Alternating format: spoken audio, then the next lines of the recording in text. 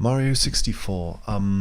So Bowser wants to be in Peach's position. At least that's something we could assume.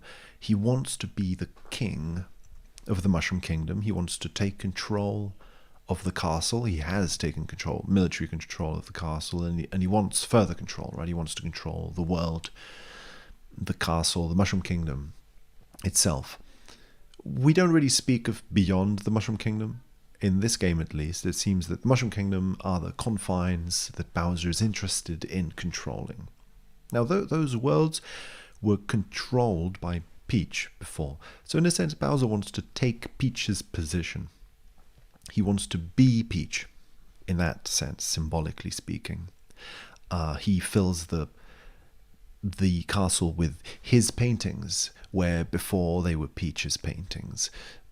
So he's also replacing the image and decoration of the castle to fit himself. But what's interesting is that he doesn't radically change the castle. He sort of keeps it in the same style, the same type of paintings. It's just that instead of Peach's face, now it has his. So it has a feeling that he's replacing the symbol of Peach for the symbol of himself. Anyway, so why that interests me then is that, on the other hand, maybe not so much in this game, but in other games, the archetype of Bowser is an archetype of someone who wants to be with Peach, who wants to marry Peach, or be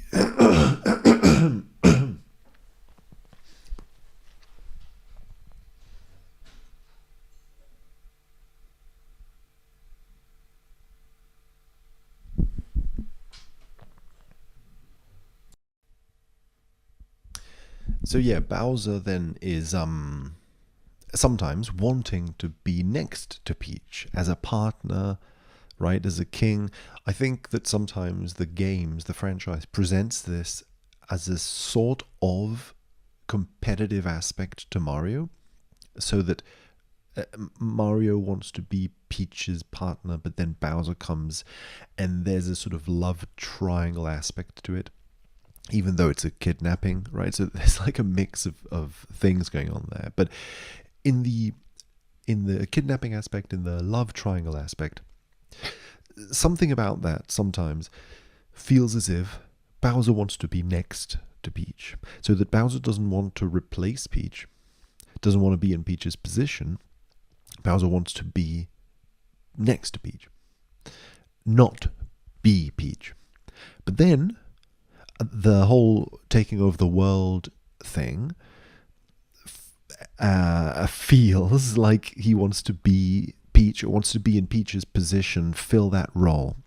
And from the perspective of Mario as subject, so to speak, it almost feels then as if Bowser is simply another contender for the monarch of the Mushroom Kingdom.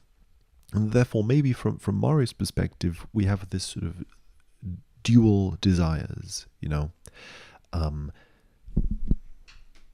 Bowser wants to be simultaneously Peach and next to Peach, and therefore Mario is facing someone who is simultaneously trying to be Peach, so be the object of desire of Mario, right? Be Peach, be the person that Mario wants to relate to and be next to. So as if Bowser wants to be in that position, the position of Mario's desire object, and at the same time, you know, be the person who takes that object away from Mario and therefore deprives Mario of his desire to enter into a relationship with that role called Peach, right? With the person called Peach.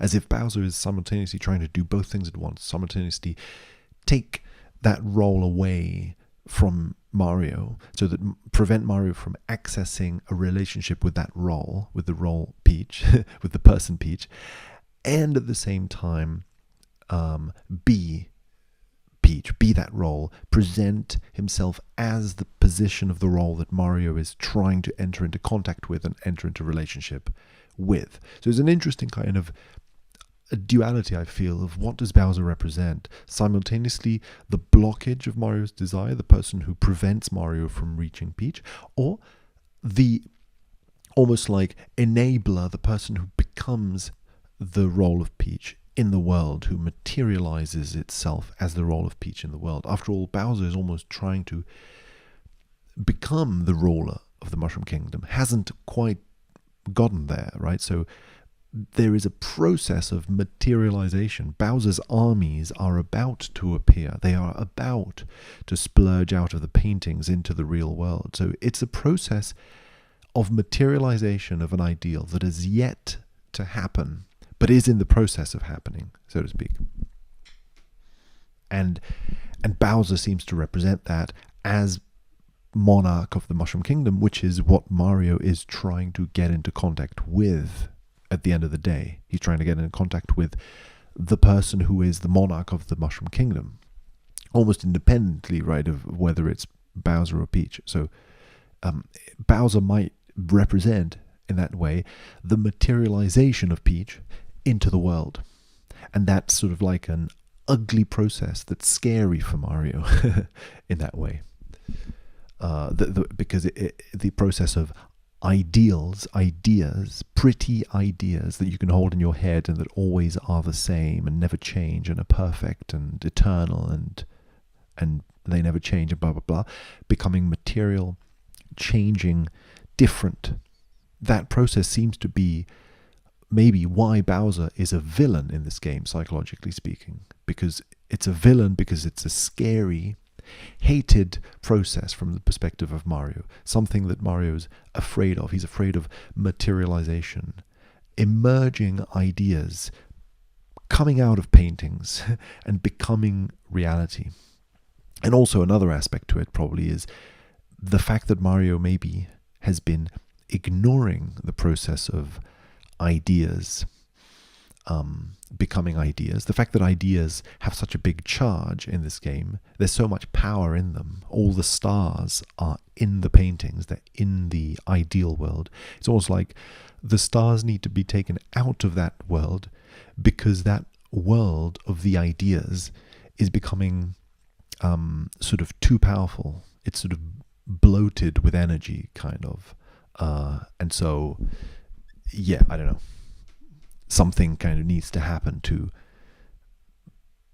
bring those ideas out into the world and prevent them from existing purely as ideas that could fester almost like in the unconscious, things unexpressed, unmaterialized, living in the unconscious to a point that it rules and takes over the way Bowser does your world and the material world, but unconsciously, beyond your control, like an army attacking you, instead of you consciously bringing that stuff out from the unconscious and living consciously with it. That's a very sort of psychoanalytic perspective on it, but it's one that I often have on this game. So yeah, those are some thoughts on this game, I suppose. Anyway, thanks for listening.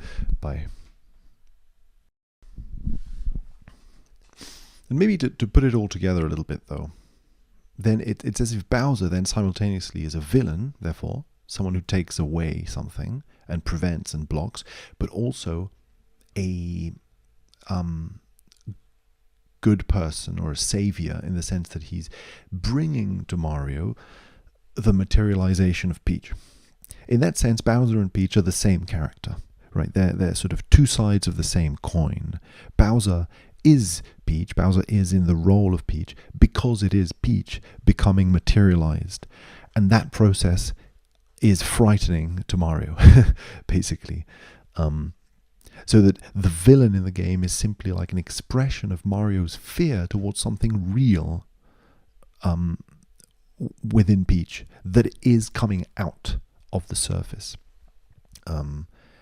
It's coming out and becoming visible, becoming different from the perspective on it that looked like a painting that Mario was seeing from the outside. The process of bringing all this energy out from the unconscious world into the conscious world brings a completely new reality, a new perspective on the world that is frightening, scary. That scariness, I think, is Bowser. Bowser's scariness of coming out into the world. And at the same time, maybe Bowser is the frighteningness of that process being avoided almost. The process of the unconscious energies not being brought out, festering in there. After all, Bowser's armies are about to come out, the manual says, if nothing is done to prevent him. It's as if things carry on as they are now, with nothing happening, no action being taken from the unconscious to become materialized, that process will just create a huge, shadow in the unconscious, so to speak, that comes out in an unconscious and often, violent, war-like way. That's why I think Bowser's all about war, conflict, domination in this militaristic, like extinction of life kind of way, hating people, killing them. That seems to be almost like the process that's happening down there in the world of the paintings.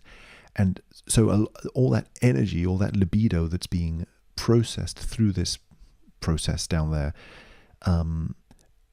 needs to be taken by Mario out into the world so that it can be processed into things that are visible and relational and respect human life, that are not kind of about killing other people, that are not about dominating other people in a way that treats them as objects. And ironically, right, in a sense, it was Mario, you could say, who was treating people as objects by contemplating them as pure images that had no internal surface.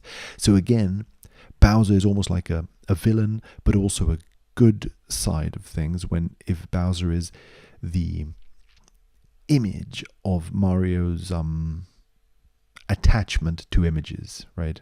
It's like literally Mario looking at himself in the mirror, which I think is sort of another theme of this game. Mario seeing in himself the attachment, the huge attachment to Peach that he had as an image, as an ideal of beauty, of relationship, of womanhood, or something that he is attached to and is becoming unattached from in contemplating the reality of the situation, which is wider and more messy and stranger than he had contemplated, and therefore scarier in a certain way, more unconscious, more unknown.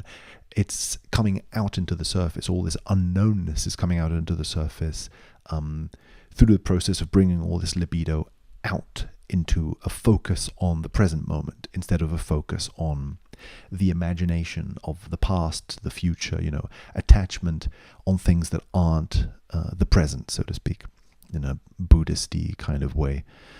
So anyway, yeah, those are some ideas on this. I hope it makes sense. And bye. Okay, yes, bye. Let's see if this is the last part or not. I don't know.